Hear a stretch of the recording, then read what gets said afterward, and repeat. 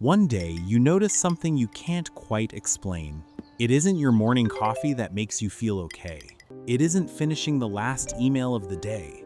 It isn't a text from a friend or a good night's sleep or any of the things you thought brought you comfort. It's a wagging tail. It's four paws padding across the floor toward you. It's the moment your dog lifts their head the second they hear your key in the lock. And once you notice that this is the best part of your day, maybe the only part of your day that feels completely, quietly right, you can't unsee it. What does that mean about you? What does that say about the human mind, the human heart, and the strange, profound thing that happens between a person and their dog?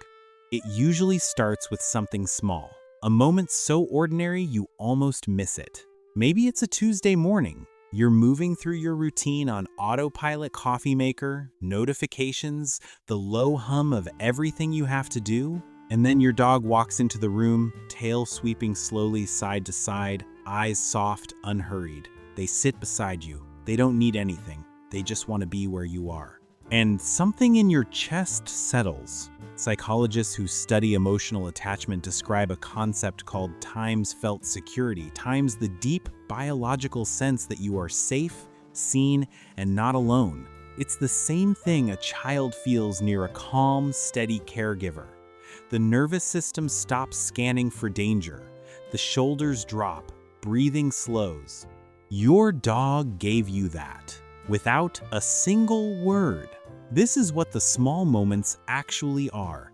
They aren't just cute, they aren't just pleasant, they are your nervous system finding its footing.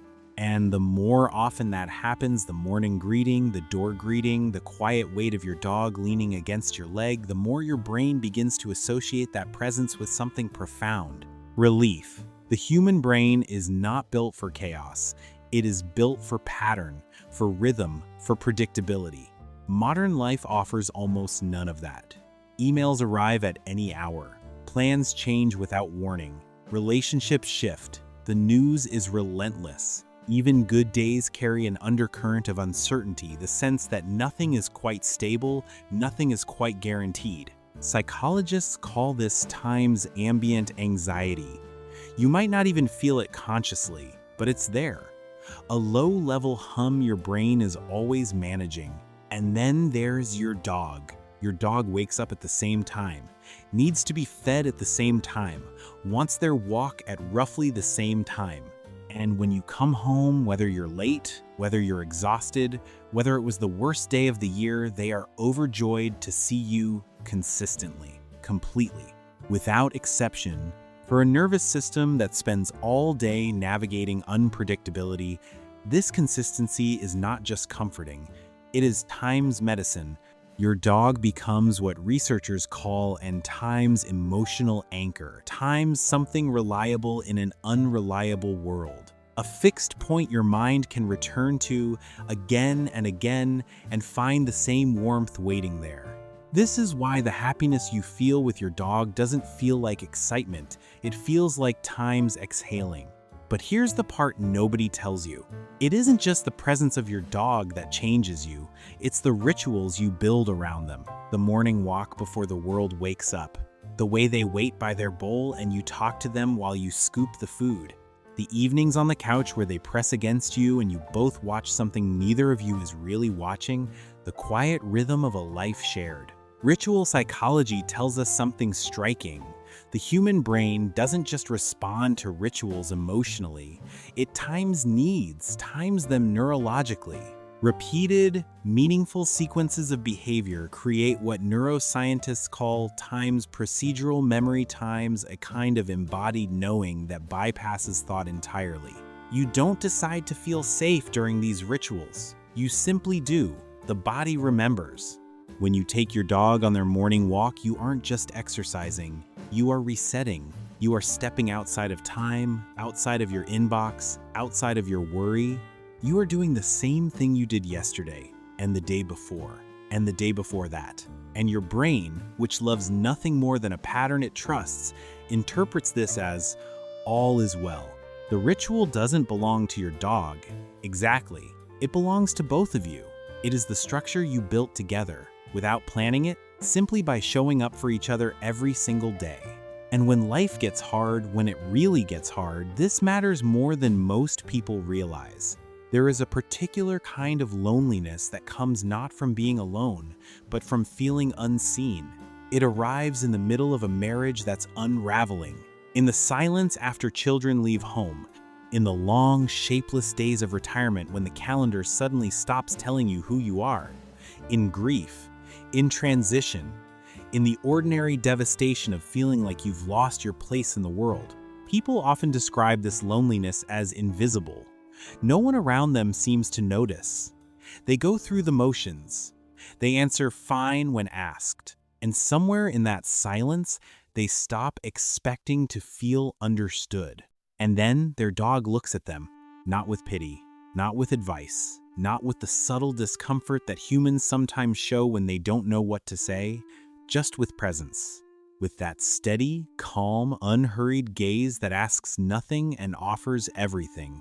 Attachment researchers have found that what humans need most during periods of distress is not solutions, it's time's co-regulation, the calming effect of another living being who is simply steadily there.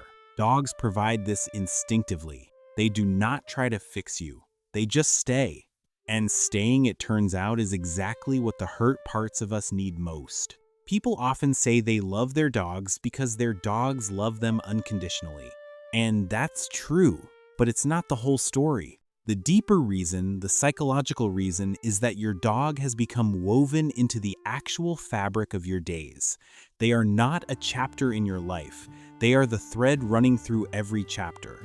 They were there on the hard mornings and the good ones. They slept at the foot of your bed through breakups and breakthroughs and ordinary Wednesdays that have no story to tell.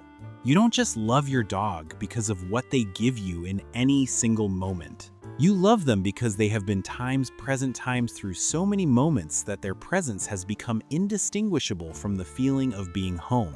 This is what psychologists call time's attachment depth. Time's the bond that forms not through grand gestures, but through repeated, quiet, reliable proximity. The accumulation of ordinary time.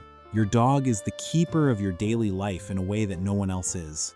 They have witnessed you without judgment in every version of yourself. The tired version, the sad version, the silly version you only show in private. And they stayed for all of it. There's a moment, and if you have a dog, you've probably had it where it becomes completely clear. You come home, the door opens, and there they are, running to you, tail going, whole body in motion, as if your arrival is the most significant event of their entire day. You look at them, and something quiet shifts. You think, this is my favorite part of every day. Not the promotion, not the vacation, not the dinner out. This, right here. The 30-second greeting from a creature who has never once been disappointed in you. That realization doesn't come with fanfare. It comes gently, like something you've known for a while finally allowing itself to be spoken. And it's not a sad thing, though it might feel tender. It's not a sign that your life is lacking. It's a sign that somewhere in the ordinary accumulation of days, you found something real. Maybe that's what makes dogs so quietly extraordinary. They don't give us one extraordinary moment. They give us thousands of ordinary ones, and those ordinary moments, piled gently one on top of the other over months and years, become the architecture of a life that feels worth living. The tail wag at the door, the weight of them beside you in the morning, the walk you take together when words aren't enough. The way they find you, always, wherever you are in the house, not because they need something, but because you are their favorite place to be. And one day, you realize something you can't unfeel. Your dog was never just part of your day. They were the part you were quietly looking forward to most. If your dog has ever become the best part of your day, tell me their name in the comments. I read every single one, and who knows, your story might find its way into a future video.